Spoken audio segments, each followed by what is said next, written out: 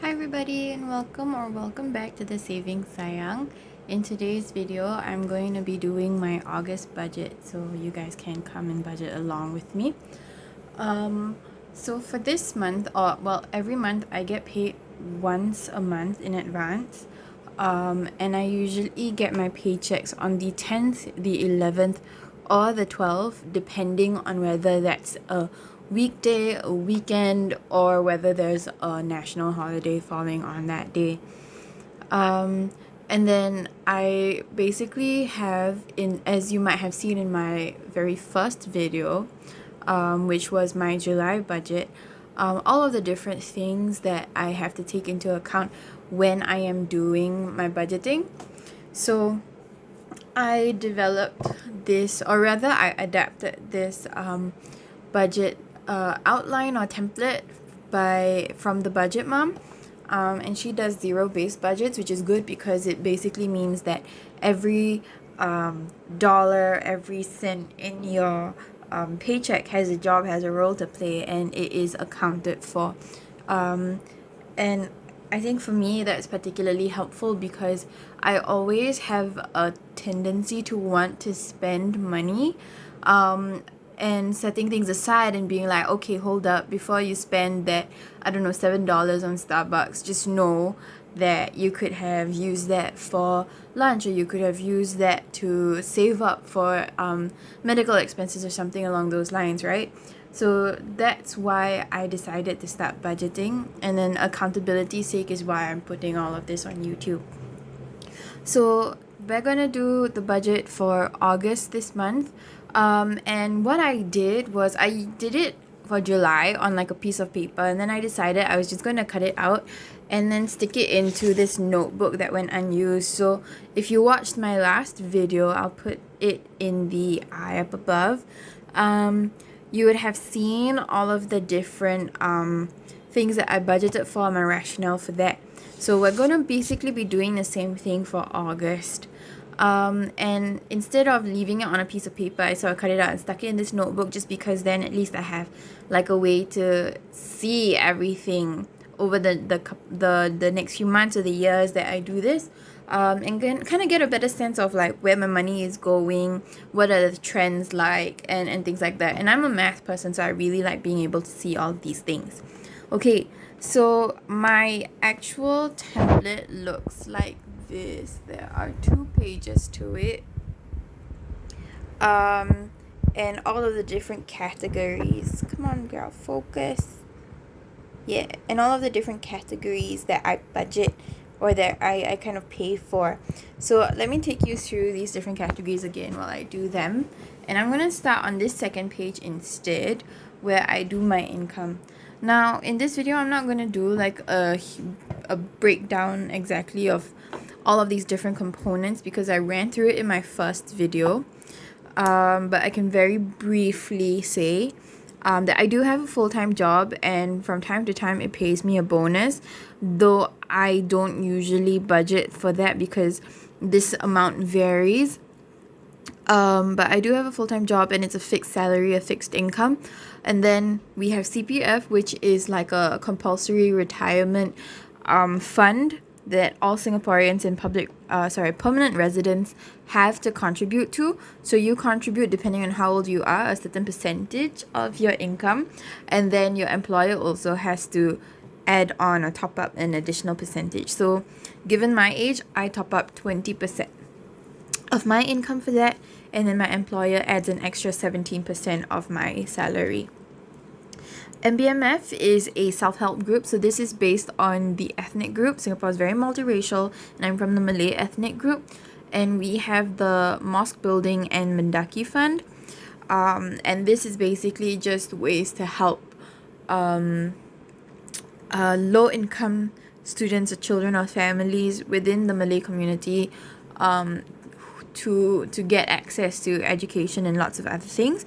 And the other component is also because most Malays in Singapore are Muslim. Either they're born, most of the time they're born into the religion like I was. And so a lot of us are also culturally Muslim. So with that, there's the mosque building aspect, which helps run the mosques and make sure that, you know, religious activities are still able to be supported. Then the other one is this employer donation scheme. So my employer has a charity that they work with, and so a small percentage of, sorry, a very small amount gets donated. So in my case, it's $3. But I can of course adjust more or pay little or less or not at all if I wanted to. I just have to do the forms and things like that, which is too much of a headache. And anyway, it goes to charity, which is great. And then I added a new row, which is last month's rollover. So this is different from July, obviously, because I hadn't started doing budgeting like this and doing my cash envelopes like that, like this. So I realized that like I'm likely to have rollover, especially given how the situation around COVID in Singapore has turned out. So I'm gonna have some rollover this month, and I have some that I'm anticipating to have. So I put that in there. So from all of this, I usually, for my salary, I get $2,782 each month without a bonus. And then I'm also highly likely going to get $148 as rollover. And you're probably wondering, like, what the heck, that's a lot of money. And it really is, because things moved virtually, right? Given the situation in Singapore, we had like a huge spike in cases, so we moved into phase 2 heightened alert, which means it basically means that like you can't go out, gyms aren't open, you can go out, but like dining in isn't an option. So I haven't had to leave to go to work or go to school, so I topped up 50 at the start of the month, right? And I still have $30 from that.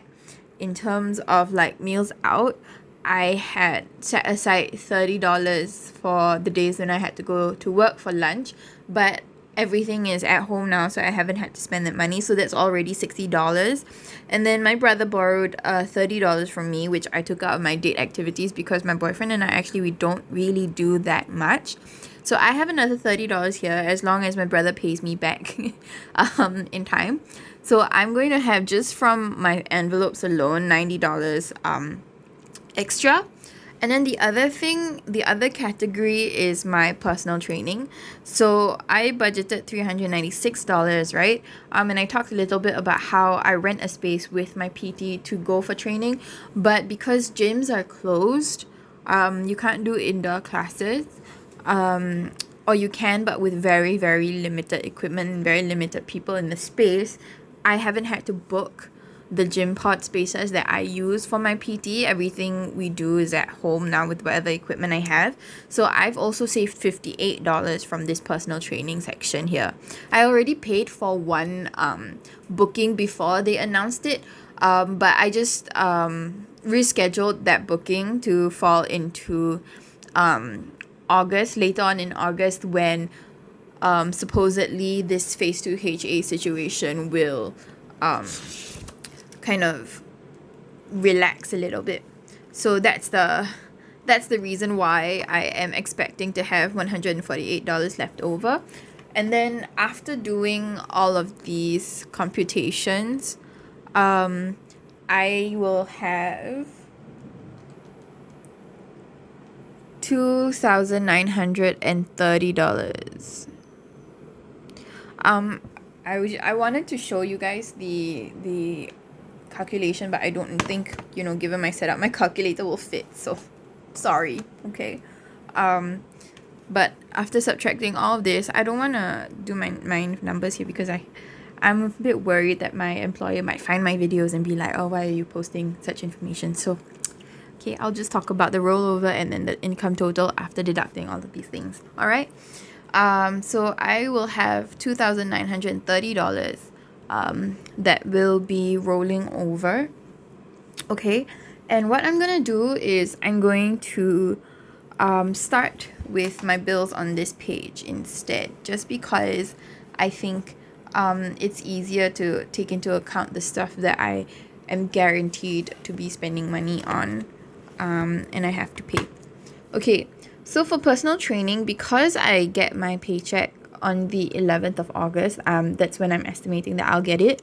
It might come in on the 10th, it might not, because the 9th is a national holiday. It's Singapore's Independence Day, so the 10th might be affected by all the banks are reopening and all of that. So I'm expecting to get it on the 11th instead.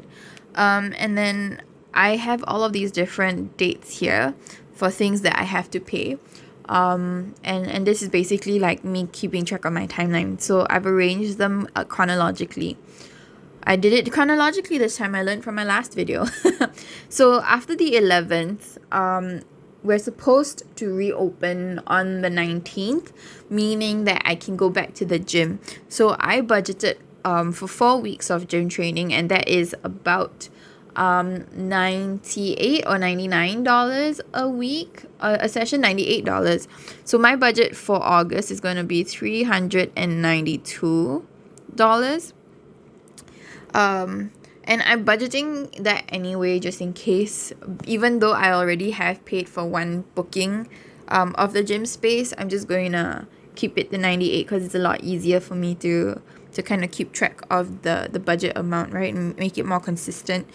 My stretch and sports massage, I don't have to pay anything for this month because I finished paying for this package that I have that I had in July. And I still have 4 sessions, and that's enough to cover me for August for the most part. So I'll only continue paying it in September. Then my taxes cost me $62.37, and I pay this on a monthly basis instead of doing it one lump sum when things are due. So it's a lot easier for me to manage paying $62.37 each month. And then the last thing that I have is my NTUC income membership fee, and that's $9. So the total in terms of the bills that I have for this month of August is $463.37. And then subtracting from my rollover and my salary here, this $2,930, I should have $2,466.63. Okay, now I'm gonna bring that down here. 2466.63. Oopsies. Okay, so now I'm going to set aside money for my sinking funds. And then I have 2 sinking funds that I contribute to every month that I absolutely have to do. The first is the future building fund contribution that I have. So for those of you who didn't watch my previous budget one, it's basically me and my boyfriend saving up for our wedding and saving up for our first home. And so I used to contribute $350, but after July I've been wanting to contribute more. So I have $450 that I'll be contributing to that every month. And we put it in a shared bank account just so that we can get interest on this value as well, on this amount, because we've been saving for a while already. We've been saving all throughout 2020 going into 2021, and right now we saved about $5,000, almost $6,000, which is really, really great. Yeah, and we're hoping to be able to save at least I think it was $45,000 $45,000 by 2024, which is round about the time we plan on getting married. Yeah, so there's that. And then the other one that I always contribute is my savings plan contribution. So I set up an endowment fund, and so I pay $360.34 every month, and then I'll stop paying that after 5 years. So I've just finished my first year on this endowment. I have 4 more years of contribution, and then I'm just going to let that sit in the bank for 5 more years before I collect it, which I think is great because at least I have some long-term savings to look forward to, and I feel a little bit better about how I haven't really been good at saving. The next one that I have, I'm not gonna put anything in medical. I'm not gonna put anything in my grab rights. I'm gonna put $100 into the kids sinking fund, and this is for any extra things that I want to contribute into the future building fund. So the kids is what my boyfriend and I call ourselves as a unit. Is a really cheesy couple name, but it turned out really well for how we put our two names together. And I think it's kind of cute. So the kids will get $100, and why this is set aside is because we plan on getting engaged in September. But even if that doesn't work out, at least I have, money set aside for that. And this is in cash because we want to get, materials and cakes and things that we have to do for our cultural engagement kind of ceremony or party, I guess you could say. It's not really a party because COVID, but it is what it is. Okay. And then this month, August, we have a lot of birthdays happening. And also, I'm planning for my brother's birthday, which is in September, but it's before my pay period. So I'm just setting aside some funds for that. So birthdays this month will be getting $80, which is a lot. But I've budgeted about $15 to $30 on birthdays, depending on how close these friends are and whether or not we'll be able to meet. So that's where that's going. And then these other ones are not getting anything until we get to beauty. And beauty is going to get $160, which I know is a lot. But that's because I have a nail package that I bought, and it gives me 10 mani-pedis. And I paid for half of it when I booked the package. And I have to pay the remaining half this month. And I also wanted to pay and clear it because one of my friends' birthdays is happening this month in August, and she's never had a mani-pedi before, and I really just wanted to pamper her and kind of like treat her because most of the time she's at home, right, working from home, and she doesn't really go out much. So I felt like, she really needs this treat, and I would be happy to bring her on her first mani-pedi. It would be so fun for the two of us to just do it together, Right, so that's all for the sinking funds. So the total that I'm putting in for my sinking funds is going to be $1,150.34, which means that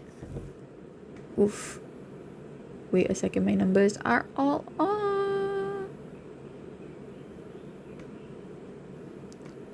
Give me a second. So I'm going to just deduct that from the 2466.63 minus 1150.34.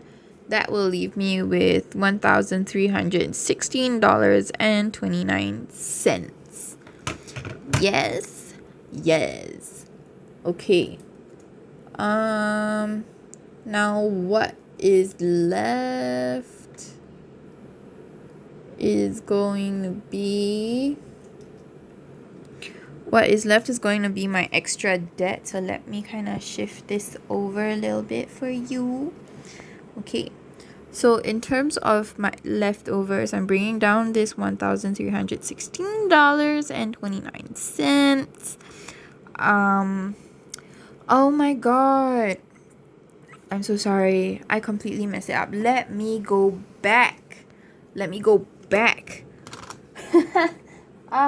Okay. So actually I said I'm going to put in $100, but my rollover, I forgot about my rollover.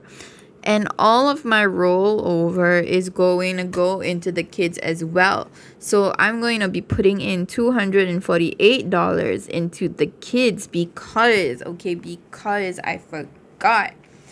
Not only are we getting engaged, but Our anniversary is also at the end of September, and I wanted to set aside enough money so that I would be able to take my boyfriend out on a very nice anniversary dinner. And then the other thing is also that my boyfriend's birthday is early in November, before my pay period comes in. So I had August, September, and October to save enough for all of these different things, which is crazy, isn't it? Like, why didn't I do this earlier? Why? But it is what it is. I can't go back in time. I can't change it. But all of my rollover, all $148 of my rollover is going to go into the kids' sinking fund. So what I'm gonna do is I'm going to have to recalculate this. I was doing so good, y'all. I completely forgot. I can't believe I was like, my numbers don't look right for some reason, and that's why they don't look right. So I'm gonna go calculate that really quickly. 450 plus 360.34 plus 248 plus 80 plus 160. Oh my god. Okay. 450 plus 360.34 plus 248 plus 80 plus 160 is gonna be 1298.34. Okay, and then I'm going to subtract this from 2466.63, which is my leftover, and that's gonna give me $1,168.29. There we go. Should have used white out. But it's okay. It's okay. Should have blancoed it instead. But it's fine. It's fine. Okay. Alrighty then. So what we're gonna do now is we're gonna talk about my extra debt here at the bottom. And there are two debts that I have. So the first is my study loan, and that is from college. I graduated in 2017, and I've been working since 2018. And it is exhausting to have to pay this loan. But basically, I'm actually paying my mom back because she used her CPF to pay for my uni. So I pay $650 every month back to her. And then for my credit card bill, this month I made a couple of purchases in July. So this month I'm putting in $88.29 to cover some of these extra costs. And something that I realized about credit card bills is that I had the temptation, and I did put a lot of like big purchases on installments, which I thought at that time would make these purchases and like repaying the bills a lot more manageable for me. But then I made so many of these, and then obviously it adds up, right? And I wasn't thinking about how it adds up. So like, even though I'm paying every month, it's only enough to cover the interest or a little bit of like the expenses. So I'm really trying to step my game up, and that's why I also have a credit card bill sinking fund, even though it's not getting any extra this month from my budget. If I do have any rollover, I'm gonna be putting more and more in, just so that I can quickly pay it off, because it's quite substantial, and Homeworld I did not think about how substantial it is. Okay, moving on very quickly. Oh, sorry, I didn't finish the calculation.